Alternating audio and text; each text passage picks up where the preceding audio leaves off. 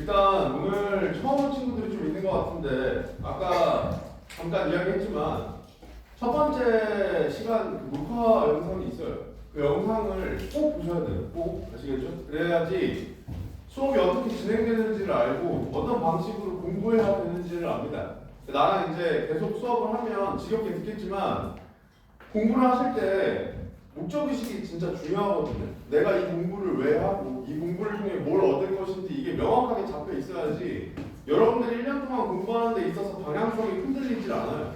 그래서 그 방향성에 대한 설명을 해놨고 여러분들이 그 수업을 들어보시고 이런 식으로 수업을 하는구나를 알아야지 일단 수업을 들을 때 얻어갈 수 있는 부분이 훨씬 많아질 거고요. 그 다음에 두 번째로는 사실 안 듣고 왔기 때문에 지금 여기 프린트에 나와 있는 내용 자체를 지금 처음 보겠죠. 그러면 솔직히 얘기해서 수업 효과는 다른 애들의 절반도 안 됩니다. 이게 무조건 보고 와야 돼요. 보고 와야지 숙제를 해온 친구들은 잘 들으세요. 여러분들 나름대로 지문을 이해하려고 노력한 상태에서 지금 앉아 있겠죠. 그러면 수업을 들으실 때는 내가 설명하는 내용을 듣고 이 지문을 이해하는 데 포인트를 두는 게 아니라 너네들이 이해를 못하는 부분을 나는 어떻게 읽고 있는지를 봐야 됩니다. 아시겠죠? 이 지문이랑 똑같은 내용 어차피 안 나와. 이거랑 똑같은 내용 안 나오고 주택임대차보호법 중요하지 않아요. 이거 국어가 아니잖아. 그죠? 그러니까 여러분들이 결국 수업 시간에 가져가야 될 건 글을 읽는 방식이에요.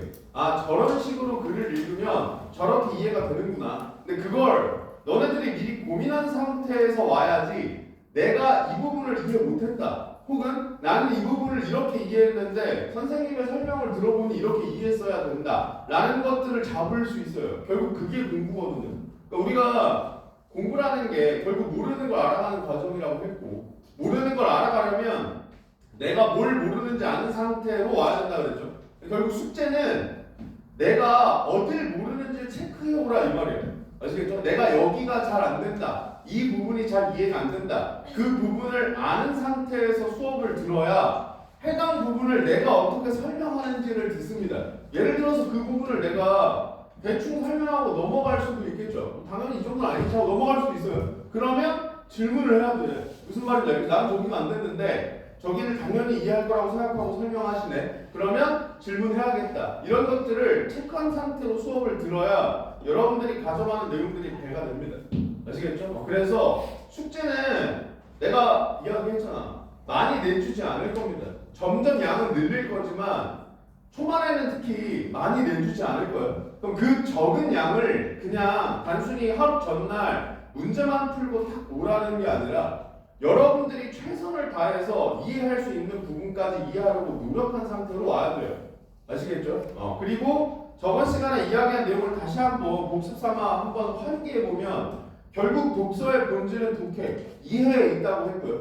그 이해도를 점검하는 방식은 글을 읽어나가는 과정에서 납득이 가지 않는 부분이 없어야 되고 글의 내용을 기반으로 해서 전체적인 내용이 그렇구나 당연하구나 이런 식으로 글이 읽혀야 된다고 했습니다. 그리고 그 이해도를 점검하고 또 독해 능력을 향상시키기 위해서 여러분들이 반드시 해야 될 건 요약이라고 했고요. 요약의 핵심은 안 보고 하는 거라고 했습니다. 글을 안 본 상태에서 요약을 하려고 노력해야 돼요. 그러니까 완벽하게 전사하라는 게 아니라 복사하라는 게 아닙니다. 내가 이해한 내용을 기반으로 내 표현으로 설명할 수 있는지를 떠올리라는 이야기고 이걸 말로만 설명하면 여러분들이 혼자서 하기가 어렵기 때문에 일단 첫 시간은 내가 쓴 교재가 있어요. 그 교재에 나와 있는 내용을 일부 복사해서 나눠주고 프린트를 보시면 숙제 해온 친구들은 알겠지만 단계별로 이런 식으로 하라고 다 적혀있죠. 그 방식대로 따라 해본 상태로 왔어야 됩니다. 그래야지만 이렇게 공부했을 때 이런 효과가 있구나를 여러분들이 체감할 수 있어요. 무슨 말인지 아시겠죠?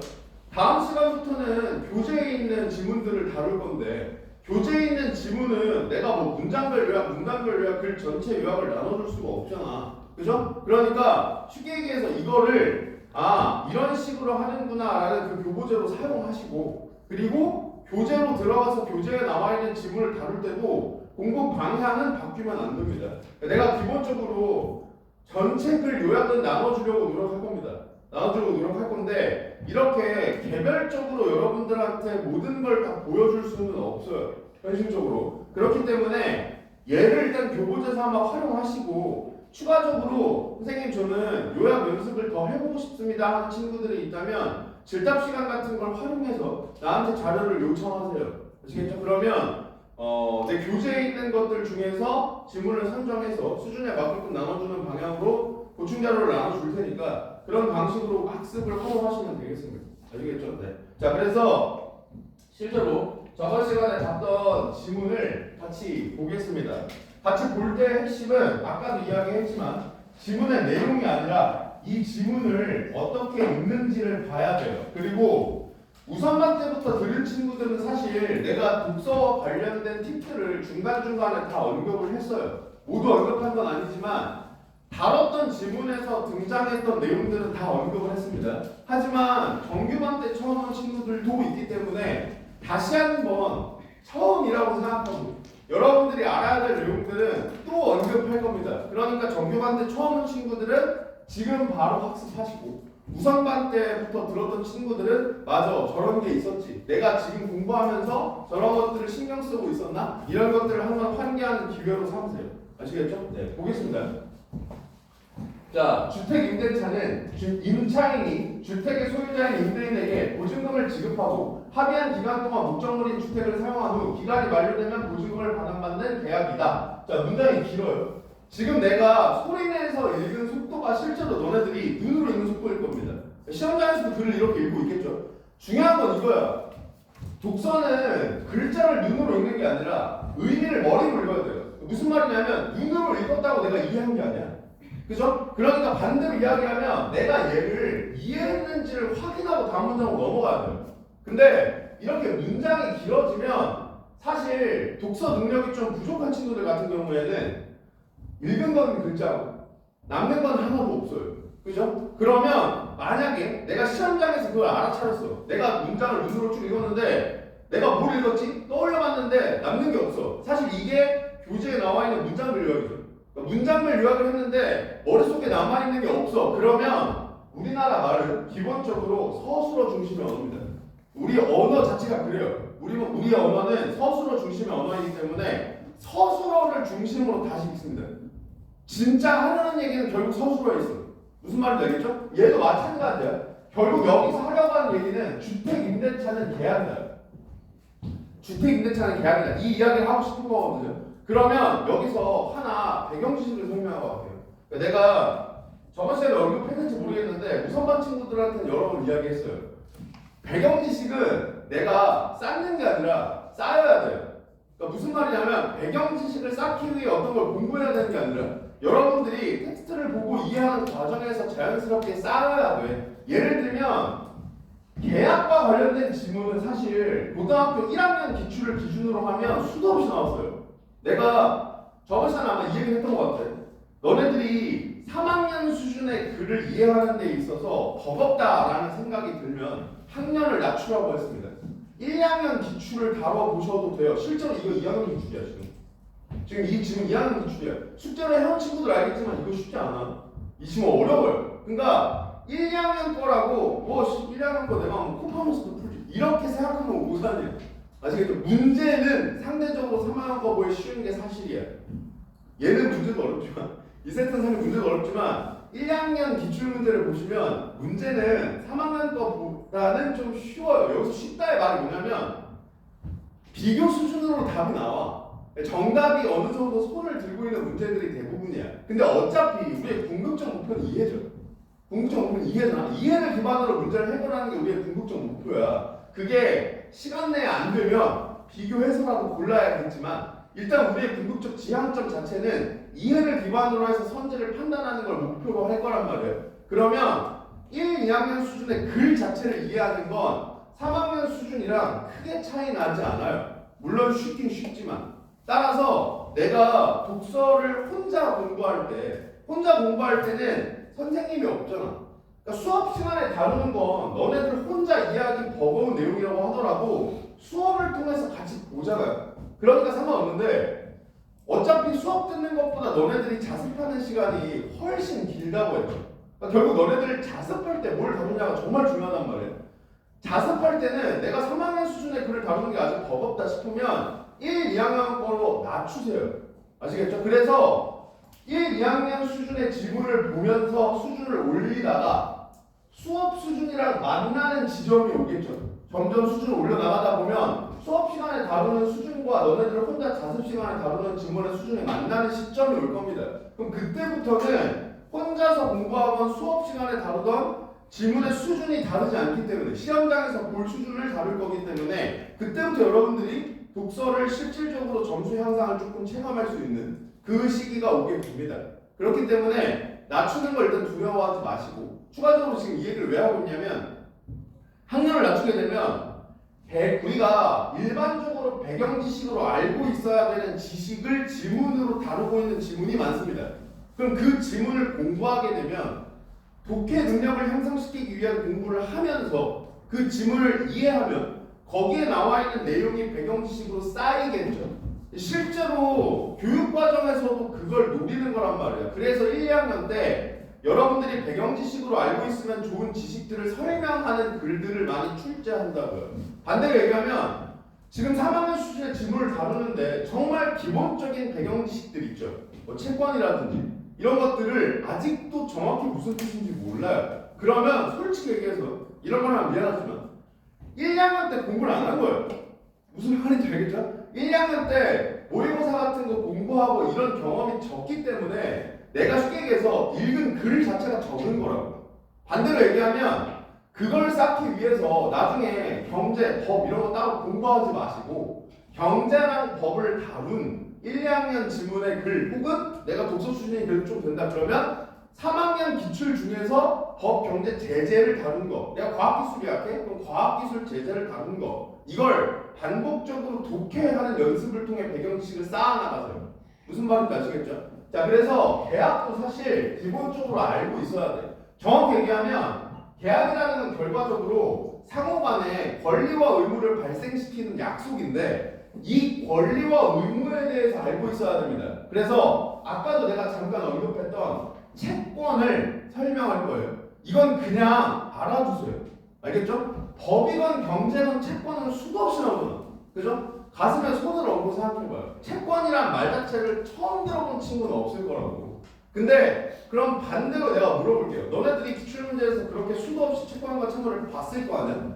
그죠? 그러면 채권과 채무가 뭔데요? 라고 물어봤을 때 설명할 수 있어야 될 거 아니야? 무슨 말인지 알겠죠? 반대로 얘기하면 지금 이 순간 채권과 채무라는 단어는 익숙하지만 채권과 채무가 무슨 뜻인지 모르고 있다 라고 한다면 결국 공부의 방향성이 잘못됐을 수 있다 이거란 말이에요. 그걸 점검하라 이 이야기입니다. 그래서 채권과 채무를 간단하게 설명할게요. 내가 법을 전공한 건 아니기 때문에 내 설명은 사실 야매야. 그러니까 나는 독서를 통해 아는 정보밖에 설명할 수 없어요. 그러니까 내가 우스갯소리로 국무병이라고 그러는데 국어밖에 모르는 병신이라고. 뭐 아는 친구들은 알겠지만 선생님이 어렸을 때 운동을 했었기 때문에 내가 어렸을 때 정규교육 과정을 밟지 않았습니다. 내가 고등학교 정확히 얘기하면 사실 중학교 때까지 정규교육 과정을 안 밟았고 고등학교 때는 그냥 노는 건데 어쨌든 고등학교 때도 수업이 안 들었기 때문에 정규교육 과정을 밟아오지 않았어. 그렇기 때문에 너네들보다 학교에서 배운 내용은 훨씬 적어요. 근데 이게 어떻게 보면 국어 강사의 장점이라면 장점이고 단점이라면 단점인데 정말 수도 없이 많은 텍스트를 볼 수밖에 없죠. 수업을 준비하려면 계속해서 텍스트를 봐야 돼. 그러다 보니까 좀 넓고 얕은 지식들이 많이 생겨요. 그래서 내가 물론 농담이지만 수학 선생님들한테 가끔 우스갯소리를 뭐라고 하냐면 선생님은 좋겠어요. 수업 준비 안 해도 되잖아요. 내가 이런 얘기 한단 말이야. 그냥 그 자리에서 풀면 되잖아요. 이런 얘기 한다고. 근데 국어는 지문을 무조건 봐야 돼요. 나라고 해도 이 지문을 예를 들어서 누군가가 나는 안 봤는데 질문을 했어. 그러면 그 자리에서 읽어야 돼. 나도 이 내용을 모르니까. 그죠? 그래서 계속해서 텍스트를 보다 보니까 알게 되는 쌓이는 지식들이 있는데 아까 이야기했던 쌓이는 배경 지식이 있는데 그걸 기반으로 설명하는 겁니다. 아시겠죠? 채권채무는 워낙 많이 나왔으니까. 근데 그래서 정의할 거니까 법에서도 비슷할 거예요. 어쨌든 자 채권이라는 건 일단 어떻게 알아두시면 되냐면 정말 쉽게 얘기하면 이거예요. 어떤 행동 행동을 요구할 수 있는 권리입니다. 어떠한 행동을 요구할 수 있는 권리야. 그러면 상대적으로 채무라는 게 발생하게 돼요.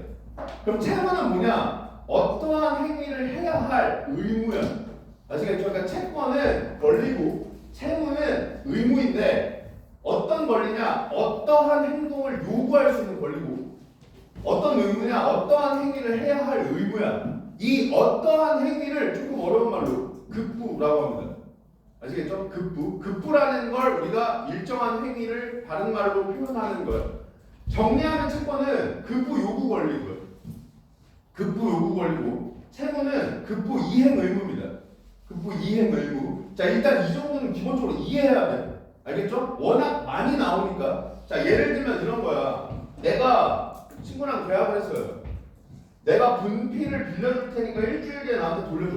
이런 약속을 서로 했어. 계약의 형태로 했어요. 그러면 나한테는 일주일 뒤에 분필을 돌려달라고 할 권리가 생기죠. 이게 채권이에요. 무슨 말인지 알겠죠? 반대로 친구한테는 일주일 뒤에 분필을 돌려줘야 할 의무가 생기죠. 이게 채무입니다. 아시겠죠? 이걸 이해하면 돼. 그냥 이 관계만 이해하면 돼. 쉽죠? 그리고 이제 얘가 경제로 가면 경제에서도 채권이란 말 쓰죠. 경제로 가면 정말 쉽게 얘기하면 여기에 나오는 급부가 돈과 관련된 거야. 급부가 돈과 관련된 거야. 우리가 경제에서 이야기하는 채권은 보통 이렇게 생겼어요. 이런 문서에 여기 액면가라고 돈이 써 있고, 뭐 예를 들어서 1만 원 이렇게 써 있고 여기 만기일이 적혀 있어. 오늘 며칠이네? 4일? 3월 5일 이렇게 써 있어요.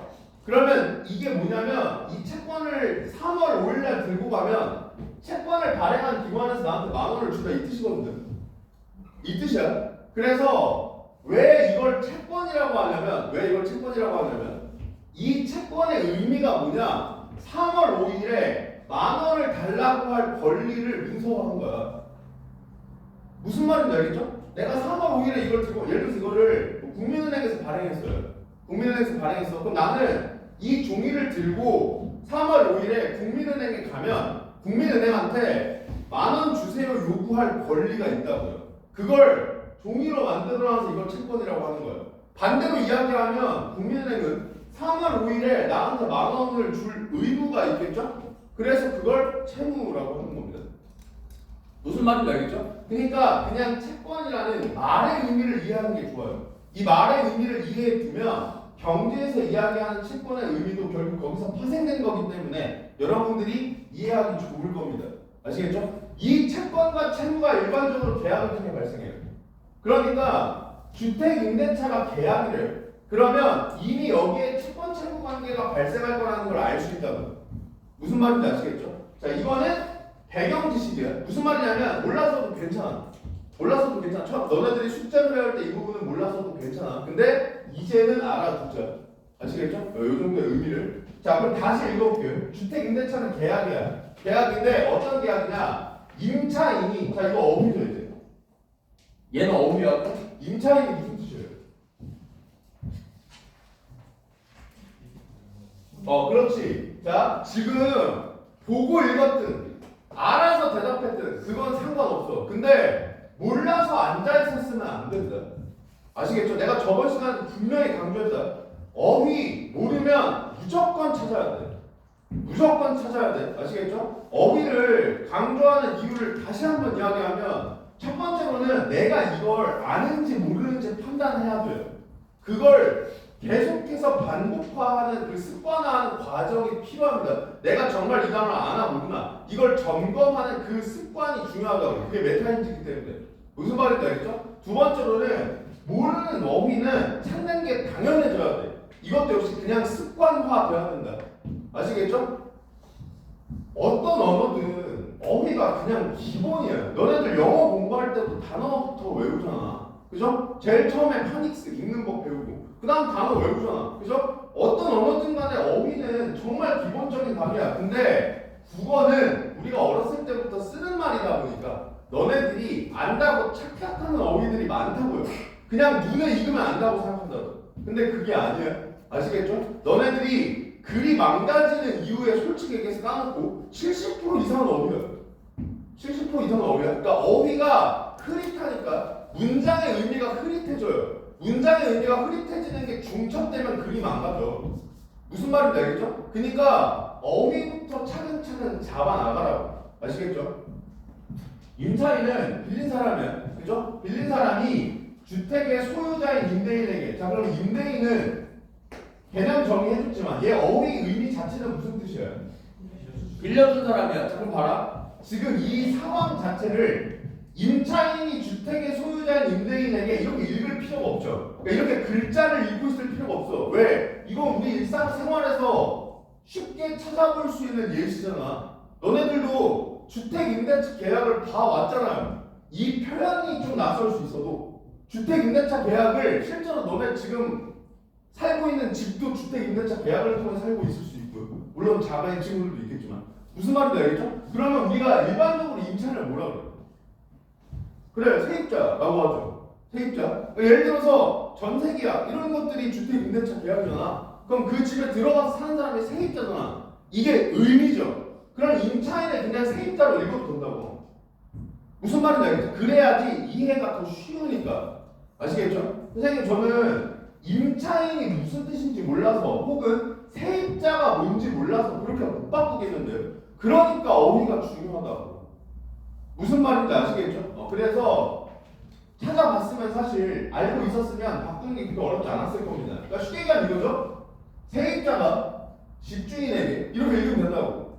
세입자가 집주인에게 보증금을 지급하고 합의한 기간 동안 목적물인 주택을 사용한 후 기간이 만료되면 보증금을 반환받는 계약이래요. 자, 지금 서술을 중심으로 글자가 아닌 의미로 읽어 나가려고 노력했습니다. 자, 그러면 보지 말고 일로 오세요. 일로 와서 아까 이해한 내용 머릿속으로 한 개 주택임대차 계약 정리해보세요.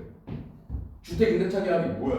일단 계약이니까 얘네들이 있겠죠. 얘네들에 해당하는 게 임차인과 임대인일 겁니다. 임차인 누구? 세입자야. 임대인 누구? 집주인이야. 자 그럼 임차인이 임대인한테 뭐 줘야 돼?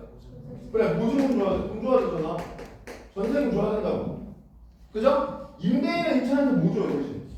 그래 집 줘요. 살 집 줍니다. 그죠? 그 다음에 기간이 지나. 예를 들어서 2년 계약을 했어요. 2년이 지났어. 2년이 지난 다음에는 임차인은 임대인한테 뭐 줘요? 집 다시 돌려줘야죠? 내 집 아니잖아. 그죠? 집주인은 임차인한테 뭐 줘요? 보증금 다시 돌려줘야죠? 이게 주택임대차잖아. 그죠? 이렇게 이해하면 된다고 그냥. 무슨 말인지 아시겠죠? 이게 우리의 궁극적 지향이고 그래서 문장별 요약을 이렇게 하라는 얘기다. 이걸 외워서 쓰라는 게 아니라고. 무슨 말인지 아시겠죠? 자, 그래서 이런 계약이에요. 자, 이것도 배경지식인데 정확히 얘기하면 채권에 대한 이해도 하나만 점검하고 갈게요. 채권에 대한 이해도 한번 점검하고 갈게요. 왜냐하면 얘를 이해하는 게 좋으니까. 이 글이랑은 마냥 무관하진 않아. 하지만 글에 나와 있는 내용은 아니지만 이걸 기반으로 채권에 대해서 조금 이해하고 넘어갑시다. 어차피 설명하는 김에. 자, 채권은 급부 요구 권리라고 그랬죠. 그 다음에 채무는 급부 이행 의무입니다. 근데 이 채권과 채무는 일반적으로 일방향이 아니야. 쌍방향이야. 지금 얘도 사실 쌍방향이야. 잘 들어. 잘 듣고 생각해서 대답해. 아시겠죠? 계약 만료됐습니다. 자, 급부가 보증금 요구야. 자, 보증금 반환이야. 급부가 보증금 반환이야. 그럼 이때 채권자는 누구야? 그래, 임차인. 무슨 말인지 아시겠죠? 근데 급부가 주택 반환이야. 그럼 그때 채권자는 누구야? 임대인이 된다. 무슨 말이야? 이걸 이해할 수 있으면 채권이 무슨 뜻인지 이해될 거라고. 아시겠죠? 실제로 글에서는 고삼 수준에서 이런 식으로 물어보잖아. 그죠? 채권, 채무 이걸 뒤집어서 선지 구성 같은 거 많이 한단 말이야. 그거를 글자로 읽고 있으면 다 찾아야 돼요. 여기가 채권이었나? 뭐 주체에 막 넣었고 뭐 이런 거 해야 된다고요. 근데 의미를 이해하고 있으면 그냥 당연한 거예요.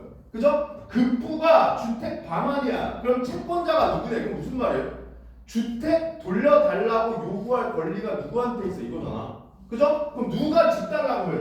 임대인이 집 달라고 하잖아. 기가 마련됐을 때. 그럼 얘가 채권자만 이렇게 파악하면 된다고. 무슨 말인지 아시겠죠? 요걸 이해하고 넘어갑시다. 자, 다시 글로 와서. 자, 임대차를 체결하여 임차인에게 발생하는 권리인 임차권이야. 자, 여기서 이제 축자적 이해 해야죠. 축자적 이해. 우상반 때부터 들었던 친구들은 익숙하겠지만 정규반 때 처음 들어온 친구들을 위해서 축자적 이해에 대해 다시 한번 설명하면 내가 오리엔테이션 때 축자적 해석은 이야기했어요. 축자적 해석은 이야기했어. 자, 축자적 해석이라는 건 무슨 말이냐면 글자가 함축하고 있는 의미를 해석한다 이거야. 그러니까 지금 내가 한 이 짓이 축자적 해석이에요. 한자어가 대부분이기 때문에 우리나라 말은 한자어 같은 경우에는 표현 문자죠. 그러니까 문자 자체가 의미를 가지고 있잖아. 그러니까 문자가 가지고 있는 의미를 풀어서 이 단어의 의미를 해석하는 거야. 이게 축자적 해석인데 축자적 이해는 뭐냐면 자, 이해됐다는 건 내 말로 표현할 수 있다는 뜻이라고 그랬죠. 그러면 지금 여기 임차권의 의미가 임대차를 체결하여 임차인에게 발생하는 권리래요. 그죠? 이게 무슨 말인지 이해가 돼요? 임대차 체결해서 임차인한테 발생하는 권리가 임차권이래. 자, 이 말이 이해가 돼요? 이해가 됐으면 이 글자를 활용해서 이 의미를 떠올리는 겁니다. 이거를 나는 어떻게 표현하냐면 의미를 글자에 붙이라고 그래요. 의미를 이 글자에 붙여놓으라고 해요. 왜 이 글자에 붙여놓으라고 하냐면 지금 내가 이해돼서 임차권이 이거구나 하고 넘어가도 인간의 기억력은 한계가 있기 때문에 임차권이 뭐였지 할 수 있어요. 근데 글자에 붙여놓으면 어차피 이 글자는 선지에서 물어볼 거 아니에요. 그죠? 그럼 선지에서 이 글자를 물어봤을 때 이 글자를 통해 의미를 환기하면 되잖아. 그걸 하려고 축자적으로 이해하려는 노력을 하는 겁니다. 안 돼도 상관없어요. 안 돼도 상관없어. 예를 들어서 내가 이 의미를 이 글자에 붙여보려고 했는데 잘 안 돼. 그러면 그냥 여기에 밑줄 치면 됩니다. 내가 OT 때 또 무슨 이야기를 했냐면 밑줄이나 기호에는 무조건 이유가 있어야 된다는 거죠. 무조건 이유가 있어야 돼. 내가 이거를 왜 밑줄 치고 왜 표시하는지를 내 스스로 인식하고 있어야 활용할 수 있어요. 무슨 말인지 알겠죠? 나는 개인적으로 납득이 안 가고 이해가 안 가는 거, 그러니까 혹은 암기해야 되는 거, 이런 정보들에 주로 밑줄을 칩니다. 내 방식을 무조건 따라할 필요는 없지만 나는 개인적으로 그래요. 왜냐하면 내가 이해하고 납득한 건 굳이 와서 확인 안 해도 되잖아. 근데 납득이 안 되거나 이해가 안 되거나 이건 암기를 통해 해결해야 된다고 판단되는 정보가 있다면 그걸 머릿속에 우겨 넣으려는 노력을 하느니 밑줄 치고 넘어가서 확인하겠다 이 얘기야. 그래서 예를 들어서 얘가 축자적으로 이해가 안 돼요. 그러면 내가 이게 이해가 안 됐죠. 그럼 여기다가 밑줄 쳐놓으면 된다고. 무슨 말인지 알겠죠? 근데 고민을 어쨌든 했잖아요. 축자적 이해를 해보라고 했죠. 근데 안 돼서 밑줄을 쳤죠. 그럼 이 밑줄은 무조건 기억난다고. 예를 들어서 임차권을 선재해서 물어보면 나 이거 이해 안 돼서 밑줄 쳤지 해서 바로 밑줄 보면 된다고. 무슨 말인지 아시겠죠? 자, 임차권 어떻게 붙이면 되겠어요? 그렇지. 임차인에게 부여되는 권리, 임차인이 가지고 있는 권리 이렇게 붙이면 되겠죠? 그럼 넘어가면 돼. 무슨 말인지 알겠죠? 주택임대차도 마찬가지예요. 얘도 이제 할 수 있죠. 주택임대차 붙여봐. 의미 이해했으니까. 그렇지. 주택을 임대하고 임차하는 계약이야. 무슨 말인지 알겠죠? 이런 식으로 그냥 붙여놓으면 된다. 아시겠죠? 자, 이어서 임차권은 채권에 해당한다. 아까 우리가 설명했던 채권 여기서 다시 또 나오죠. 임차권이라는 게 발생하는데 이 임차권이라는 건 채권에 해당한다. 채권을 가진 사람은 원칙적으로 특정한 채무자에 대해서만 일정한 행위를 요구할 수 있고 여기서 말하는 일정한 행위를 배경지식 삼아 이야기하면 급부라고 하는 거예요. 법에서는. 아시겠죠? 일정한 행위를 요구할 수 있고 제3자에게는 권리를 주장할 수 없다. 납득해야 돼요. 아까 이야기했던 채권의 관계를 이해했으면 당연한 거야, 사실 이거. 당연한 거야. 얘를 만약에 알고 있었다면, 자, 아까 내가 예시를 들었던 게 이런 거죠. 내가 분필을 빌려주고 일주일에 돌려달라고 하는 계약을 맺었어요. 그럼 나는 친구한테는 일주일 뒤에 분필을 돌려달라고 할 권리가 있어요. 그죠? 우리 둘이 계약을 맺었으니까. 근데 내가 갑자기 친구한테 야 일주일 뒤에 분필 줘 라고 이야기할 수 있어 없어? 없다고요. 그럼 지금 뭐 계속 이렇게 생각할 거 아니야. 무슨 말인지 알겠죠? 그러니까 제3자한테는 당연히 권리를 주장할 수 없어. 계약 당사자들끼리 발생하는 거야. 여기서 이야기하는 특정한 채무자도 마찬가지죠. 자, 그럼 역시 이것도 이 글을 통해 이해하려고 해야 돼. 왜냐면 이것도 결국 임차권이 채권이고 채권이 노다를 설명하죠. 그럼 임차권도 여기에 해당될 거 아니야. 그죠? 그럼 예를 들어서 이걸 가지고 뭐 예시를 든다고 쳐봅시다. 뭐 보증금 반환 가지고 이야기를 해봐. 보증금 반환 가지고 그러면 채권을 가진 사람 누구야? 보증금 반환이 급부라고 했을 때 임차인, 세입자죠, 세입자. 임차인은 원칙적으로 특정한 채무자에 대해서만 보증금을 돌려달라고 할 수 있어. 그죠? 누구한테만? 집주인한테만 돌려달라고 할 수 있잖아. 갑자기 길 가는 아저씨 붙잡고 제 보증금 돌려주세요 이러면 안 준다고. 무슨 말인지 알겠죠? 당연한 거예요. 당연한 거예요. 반면에 소유권이나 저당권, 전세권 등 물건에 대한 지배권이라고 할 수 있는 물권은, 그러니까 물권의 개념은 이거 얘네가 물권의 예시가 되는 거죠. 얘네가 물권의 예시가 되는 거죠. 물권도 그럼 축자적으로 이해하기 어렵지 않죠? 어떻게 붙이면 돼? 그래, 물건에 대한 권리. 물건에 대한 권리. 그죠? 물건은 누구에게나 주장할 수 있는 권리래요. 자, 납득해 안 돼? 일단 여기 나와 있는 예시 중에 전세권은 뒤에서 설명이 나와. 그죠? 저당권은 이 글에서 중요하지 않아. 이게 중요하지 않아. 근데 찾아왔어야죠. 왜냐면 내가 생각할 때 내가 너네들 너무 무시하는 걸지도 모르지만 저당권을 정확히 알고 안 찾은 친구는 거의 없을 거라고 생각합니다. 난 저당권이 뭔지 알아서 안 찾았는데 이런 친구들은 거의 없을 거야. 반대로 얘기하면 대부분의 친구들이 지금 이 순간 얘는 찾아왔어야 돼.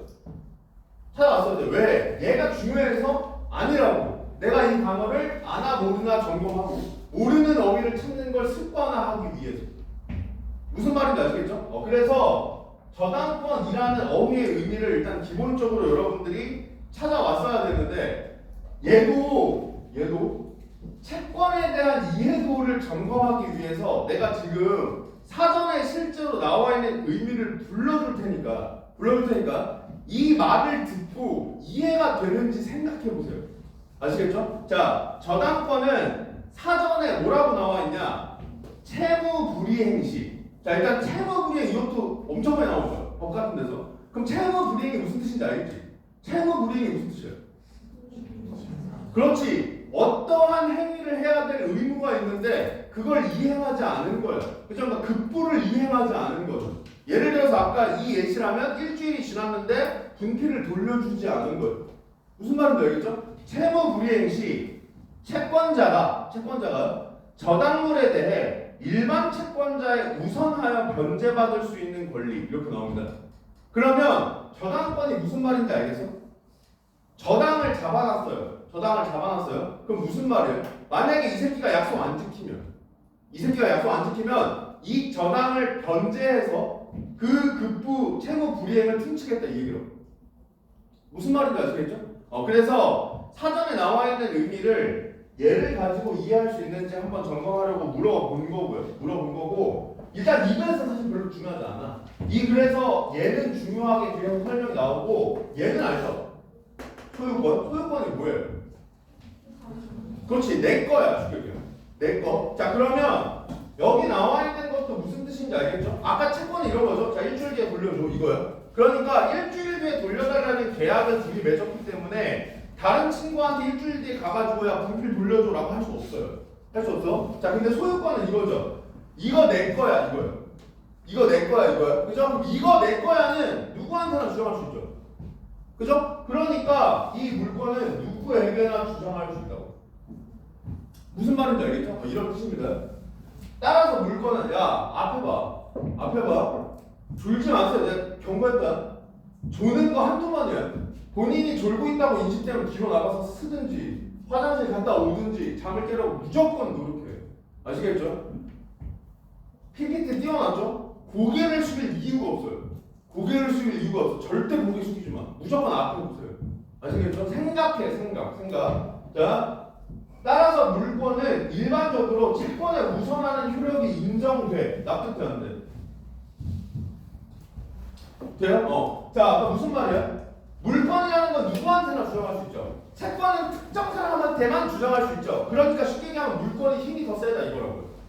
무슨 말인지 알겠죠? 그리고 내가 OT 때도 언급했지만 내가 지금 중간중간에 너네들한테 납득돼 안 되라고 물어보죠. 이 납득돼 안 되라고 물어보는 말의 의미는 사실 뭐냐면 물론 너네들 보고 지금 이 순간 생각하고 답변하라는 의도도 있는데 그것보다 중요한 건 혼자 공부할 때 너네 스스로한테 물어봤니를 묻는 거예요.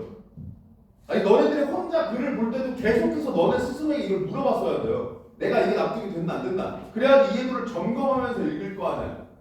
반대로 얘기하면 수업 시간에 내가 어차피 지겹게 물어보죠.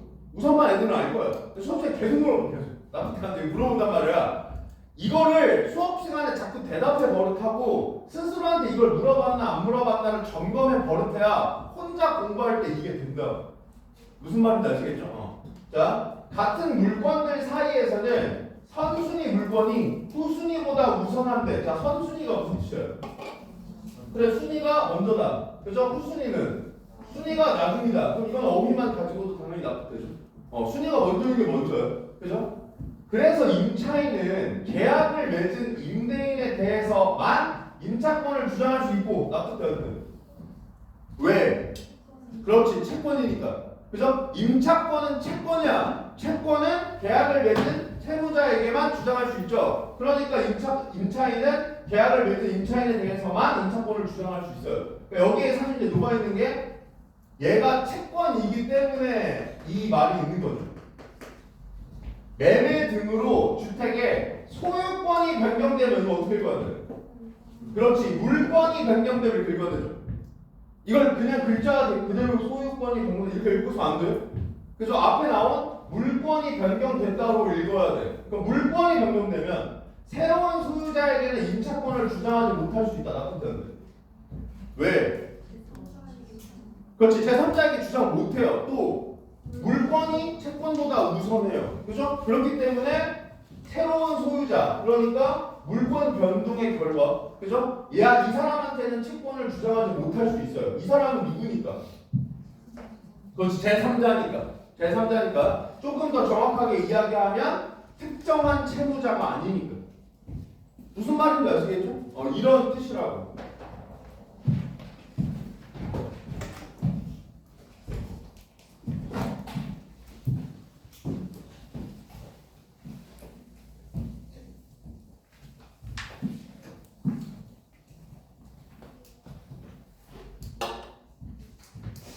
자, 뭐 할지 알겠죠? 우선반 계속 들으신 분들 뭐 할지 알 거예요. 1분단 요약할 겁니다. 알겠죠? 1분 날릴 거예요. 1분단 1분 날릴 거예요. 왜냐면 안 보고 해야 된다고 했죠.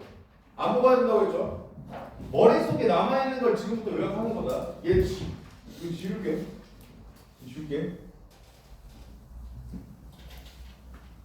자, 1분단 요약합니다. 일단 문단 요약할 때 우리가 제일 먼저 떠올려야 될 거 결국 뭔 얘기를 할 거예요. 1문단에서 결국 너네들한테 하려고 한 얘기가 뭐였는데 이것부터 떠올리는 거야. 거기서부터 뜻을 파생시켜 나가면 돼요. 1문단 무슨 얘기예요? 그래, 주택임대차 얘기야. 그죠? 주택임대차가 뭔데요? 일단 계약이야. 어떤 계약이야? 쭉 얘기해. 내가 알아서 걸로 들을 테니까 얘기하려고 하는 게 좋아. 왜냐면 너네들이 머릿속에 정보가 둥둥 떠다니는 거랑 그걸 입 밖으로 내뱉는 거랑 차이가 엄청나게 커요. 왜? 생각이 정리돼야만 입 밖에 내뱉을 수 있거든요. 근데 그 생각의 정리, 즉 정보의 구조화가 독서 능력의 핵심이란 말이야. 그렇기 때문에 내가 물어봤을 때 자꾸 답하려고 노력해야 돼. 선생님, 저는 수줍음이 많아서요. 차마 입 밖으로 낼 수가 없는데 그런 속으로라도 생각해서 이야기하고 있어야 돼. 아시겠죠? 얘기해. 내가 알아서 걸로 들을게. 주택임대차가 어떤 계약이세요?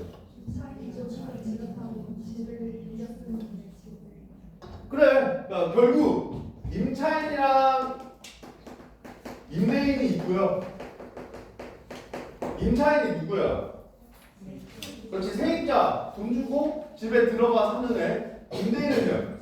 집주인 보증금 받고 집 빌려주는 애. 그죠? 근데 일정한 기간이 지나면 원래는 보증금 주고 주택 줬다가 일정한 기간 지나면 다시 바꾸는 거죠. 다시 바꾸는 거죠? 이런 계약이야. 이런 계약이야. 자, 그래서 이 주택임대차와 관련된 어떤 설명이 나오는데요? 주택임대차라는 계약을 체결하면 이 임차인에게는 뭐가 발생해? 임차권이라는 게 발생해요. 그리고 이 임차권은 채권이야. 그죠? 근데 이 임차권이 채권이라는 게 왜 중요한데요? 그렇지. 채권은 얘한테만 주장할 수 있어요. 특정한 채무자한테만 주장할 수 있어요. 뭐랑 다르게?